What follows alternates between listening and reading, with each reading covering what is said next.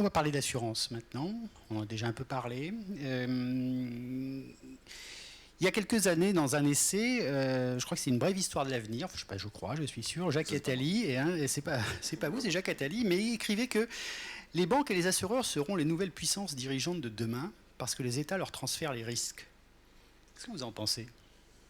Alors oui, je pense que c'était bien vu et c'était il y a quelques années. Oui. C'est-à-dire que là, on est encore dans une accélération des changements qui font que la question sans cesse, c'est de dire oui, mais la banque et l'assurance dont tu parlais il y a 10 ans, dont tu parlais il y a 5 ans, est-ce que ça a encore du sens par rapport à ce qui est en train d'arriver? C'est-à-dire que je crois que vraiment, ce que nous devons avoir à l'esprit, quand par exemple un banquier ou un assureur me parle en me disant mais qu'est-ce que vous pensez de mon métier?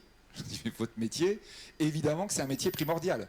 Lorsque je suis en train de vous parler de besoin d'investissement, besoin de financement, la banque, ce que vous faites comme base dans la question je capture de l'épargne et j'essaie de la transformer en quelque chose de productif, c'est un des éléments les plus importants quand vous avez une révolution technologique qui se produit. Quand on est en train de parler d'une explosion des risques, quand on est en train de parler des big data qui vont permettre maintenant d'avoir une approche beaucoup plus précise du risque. Avant on était globalement en train de faire la statistique, c'est-à-dire en disant on va mutualiser. Maintenant, on individualise. Ça veut dire qu'on est dans quelque chose de plus en plus précis en termes d'assurance. Donc vous êtes assureur, mais vous êtes dans le métier d'avenir. En revanche, la structure d'avant, exactement comme l'école d'Alna tout à l'heure, évidemment que l'école est primordiale demain, mais ça ne sera plus la même. Ce n'est plus la même normalement déjà. Donc là, ce qui est à mon avis absolument capital, c'est se dire que ce sont des secteurs qui sont des secteurs au cœur de la transformation. Je crois vraiment, vous voyez, c'est évidemment là-dessus que je travaille du point de vue scientifique, mais je crois que la question du financement du changement, elle est absolument primordiale. On a créé des quantités de dettes, il faut les diriger sur l'investissement de transformation. C'est capital. Et vous voyez, c'est mon problème en Europe quand je vois qu'on ne fait que recapitaliser ou mettre de l'argent que dans, on va dire, du monde d'hier, avec le rétroviseur, et pas assez dans le monde de demain. Ça, c'est un vrai gros problème. Donc là, le financement est absolument capital. La question du risque dans ces périodes est capitale, donc l'assurance est capitale. Simplement, on ne doit pas penser, quand on est en train de dire « Ah bon, bah ça va, je suis rassuré », qu'on va pouvoir ronronner. Comme on est dans des métiers qui sont absolument fondamentaux, ça veut dire que ce sont des métiers qui vont être au cœur du bouleversement.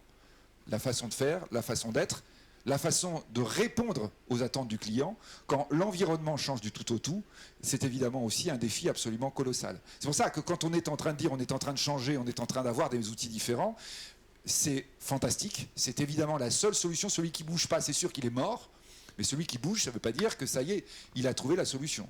Ça veut dire qu'il est dans le processus qu'il faut et qu'il va falloir continuer l'innovation sans cesse.